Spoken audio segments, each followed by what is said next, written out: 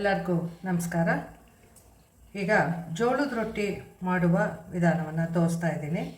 ಬೇಕಾಗುವ ಸಾಮಗ್ರಿಗಳು ಇಲ್ಲಿ 1 ಕಪ್ಪು ಜೋಳದ ಹಿಟ್ಟು ತೊಗೊಂಡಿದ್ದೀನಿ, ಮತ್ತು ರುಚಿಗೆ ತಕ್ಕಷ್ಟು ಉಪ್ಪು. ಇದೇ ಕಪ್ ಅಳತೆಯಲ್ಲಿ ನಾನು 1/4 ಕಪ್ಪು ನೀರನ್ನು ತೊಗೊಂಡು ಬಾಯ್ಲ್ಗೆ ಇಟ್ಟಿದ್ದೀನಿ. ರುಚಿಗೆ ತಕ್ಕಷ್ಟು ಉಪ್ಪು ಹಾಕ್ಕೊಳ್ತಾ ಇದ್ದೀನಿ.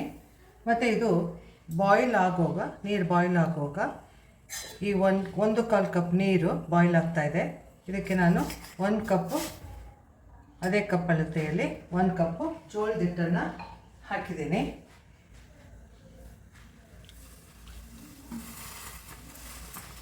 ಇದು ಹೀಗೆ ಮರಳುವಾಗ ಹೀಗೆ ಇದನ್ನು ಮಿಕ್ಸ್ ಮಾಡ್ಕೋಬೇಕು.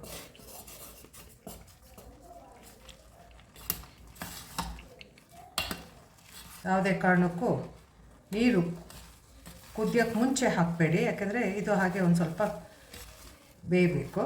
ಅವಾಗ ಜೋಳದ ರೊಟ್ಟಿ ತುಂಬ ಚೆನ್ನಾಗಿ ಬರುತ್ತೆ.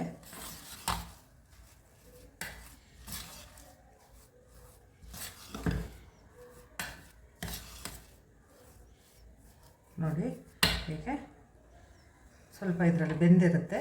ಇದನ್ನು ಒಂದು ಬೇಸನ್ಗೆ ಹಾಕೊಂಬಿಡಿ. ಆದಮೇಲೆ ಉಂಡೆ ಮಾಡಿಕೊಂಡು ಜೋಳದ ರೊಟ್ಟಿ ಹಾಕಬೇಕು.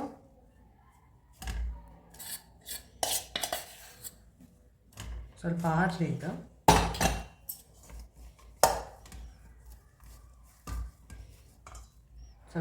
ಇದು.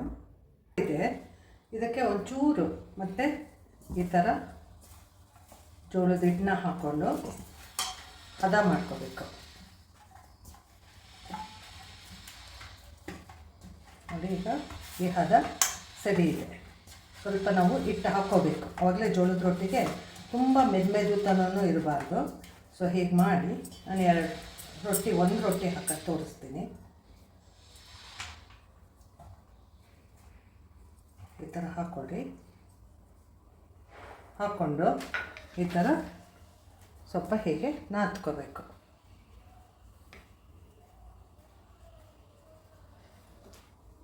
ಹೀಗೆ ನಾದ್ಕೊಂಡು ಈಗ ನಾದಿದ್ರೆ ಏನು ಅಂದರೆ ಸೈಡಲ್ಲಿ ಬಿಟ್ಕೊಳ್ಳಲ್ಲ. ಇಲ್ಲದಿದ್ದರೆ ಏನಾಗುತ್ತೆ, ಸೈಡಲ್ಲೆಲ್ಲ ಒಣಕೋ ಥರ ಬರುತ್ತೆ. ಸೊ ಹೆಂಚನ್ನು ಕಾಯಕ್ಕೆ ಇಟ್ಟಿದ್ದೀನಿ.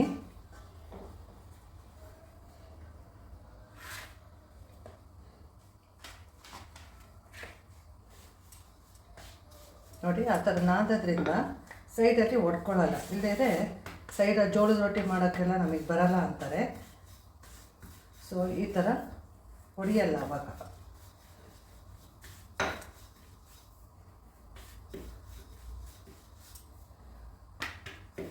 ಕೆಲವರೆಲ್ಲ ತಡ್ತಾರೆ ಜೋಳದ ರೊಟ್ಟಿ, ಆದರೆ ಯಂಗ್ಸ್ಟರ್ಸ್ಗೆಲ್ಲ ಏನಾಗುತ್ತೆ, ನಮಗೆ ಮಾಡೋಕ್ಕೆ ಬರಲ್ಲ ಅಂತ ಹೇಳ್ತಾರಲ್ಲ. ಸೊ ಒಸೆಯೋದೇ ಸರಿಯಾಗಿ ಆಗುತ್ತೆ. ಸಾರಿ, ಇದು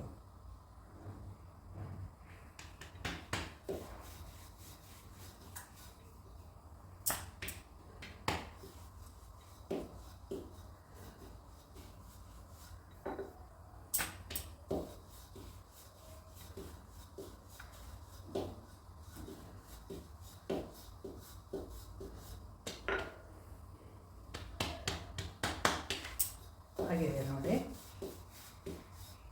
ಇದಕ್ಕೊಂಚೂರು ನೀರನ್ನ ಹಿಂಗೆ ಹಚ್ಚಿಬಿಟ್ಟು, ಹೆಂಚು ಕಾದಿದೆ ಈಗ, ಹಾಕೋದು ಬೇಯ್ತಾ ಇರುತ್ತೆ. ಅಷ್ಟೊತ್ತಿಗೆ ನೀವು ಇನ್ನೊಂದು ರೊಟ್ಟಿನ ರೆಡಿ ಇಟ್ಕೋಬೋದು.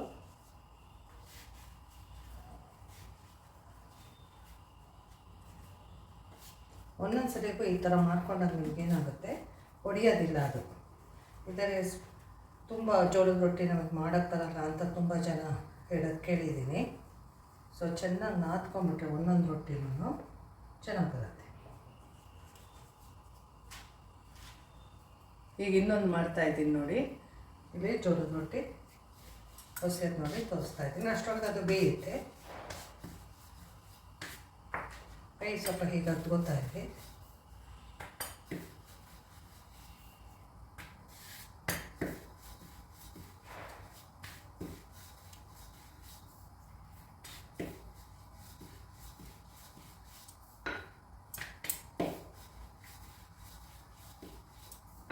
ಅಕ್ಕಿ ರೊಟ್ಟಿಗಿಂತ ಇದು ಸ್ವಲ್ಪ ಸಮಯ ತಗೊಳುತ್ತೆ ಬೇಯೋಕ್ಕೆ. ಹಾಗಾಗಿ ನಾನು ಬೇಯಿಸೋದನ್ನೇ ತೋರಿಸ್ದೆ. 1 ಕಾಲು ನೀರು ಹಾಕ್ಕೊಂಡು ಅದು ಸ್ವಲ್ಪ ಬೆಂದಿರೋ ಥರ ಮಾಡಿಕೊಂಡ್ರೆ ಆವಾಗ ಅದು ಒಡೆಯೋದಿಲ್ಲ. ನೋಡಿ ಎಷ್ಟು ಚೆನ್ನಾಗಿ ಬರುತ್ತೆ. ಮತ್ತು ಸ್ವಲ್ಪ ನೀರನ್ನ ಲೇಪನ ಮಾಡಿ ಈ ಥರ ಹಚ್ಚಿದ್ದೀನಿ.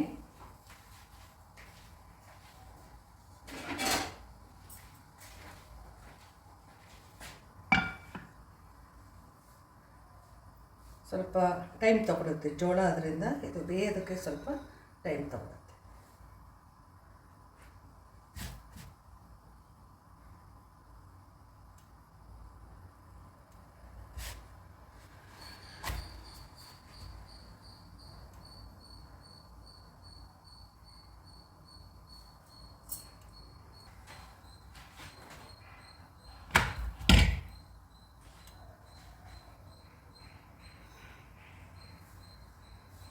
ನೋಡಿ ಒಂದೊಂದು ರೊಟ್ಟಿನೂ ಅದು ಬೇಯಬೇಕಾಗುತ್ತೆ.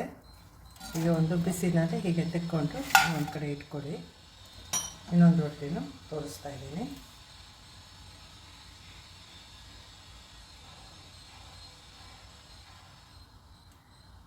ಕೆಲವರು ಖಡಕ್ ರೊಟ್ಟಿ ಅಂತ ಹೇಳಿ ಹೆಂಚ ಮೇಲೆ ಹಾಗೇ ಬಿಟ್ಬಿಟ್ಟು ಗಟ್ಟಿಯಾಗಿ ಮಾಡ್ಕೋತಾರೆ. ನಾನು ಇಲ್ಲಿ ಸಾಫ್ಟ್ ರೊಟ್ಟಿನೇ ತೋರಿಸ್ತಾ ಇದ್ದೀನಿ.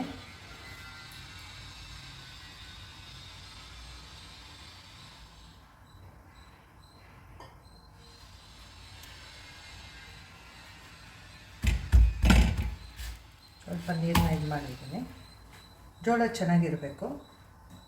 ಇಲ್ಲದೇ ತುಂಬ ಒಡ್ಕ ತರಿ ಹಿಟ್ಟಾದರೆ ಅದು ಸರಿ ಬರೋದಿಲ್ಲ. ಸೊ ಜೋಳದ ಹಿಟ್ಟು ಭಾಳ ಇಂಪಾರ್ಟೆಂಟು. ಅಂಗಡಿಲಿ ಸಿಗೋ ಜೋಳದ ಹಿಟ್ಟಲ್ಲೇ ಮಾಡ್ಕೋಬೋದು, ಇಲ್ಲ ಮಿಲ್ನಲ್ಲಿ ತೊಗೊಂಬಂದು ಕೂಡ ಮಾಡ್ಕೋಬೋದು. ನೋಡಿ ಅದು ಬೇಯ್ತಾ ಇದೆ ಚೆನ್ನಾಗಿ.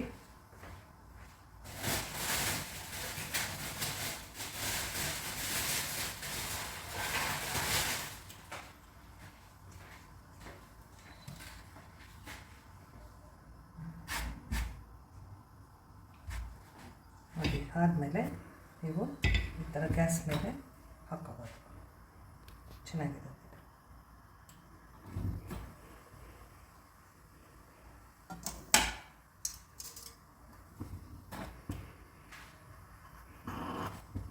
ನೋಡಿ ಈಗ ಎಷ್ಟು ಚೆನ್ನಾಗಿದೆ. ಹಾಗೆ ಹೆಂಚ ಮೇಲೆ ಬಿಟ್ಟರೆ ಈ ಥರ ಖಡಕ್ ರೊಟ್ಟಿ ಥರ ಕೂಡ ಮಾಡ್ಕೋಬೋದು. ಕೆಲವರು ಖಡಕ್ ರೊಟ್ಟಿ ಅಂತ ಹೇಳಿ ಹೀಗೆ ಹೆಂಚ ಮೇಲೆ ಬಿಟ್ಬಿಟ್ಟು ಖಡಕ್ ರೊಟ್ಟಿನೂ ಕೂಡ ಮಾಡ್ಕೋತಾರೆ. ಇಲ್ಲಿ ನಾನು ಸಾಫ್ಟ್ ರೊಟ್ಟಿ ಮಾಡಿದ್ದೀನಿ. ಸೊ ಇದ್ರ ಜೊತೆ ಎಣ್ಗಾಯಿ ತುಂಬ ಚೆನ್ನಾಗಿರುತ್ತೆ. ಎಣ್ಗಾಯಿ ಜೊತೆ ತಿನ್ಬೋದು. ಚಟ್ನಿ ಪುಡಿ, ಎಣ್ಗಾಯಿ ಇದೆಲ್ಲ ಕಾಂಬಿನೇಷನ್ ಇದಕ್ಕೆ. ನೋಡಿ ಭಾಳ ಚೆನ್ನಾಗಿ ಬಂದಿದೆ.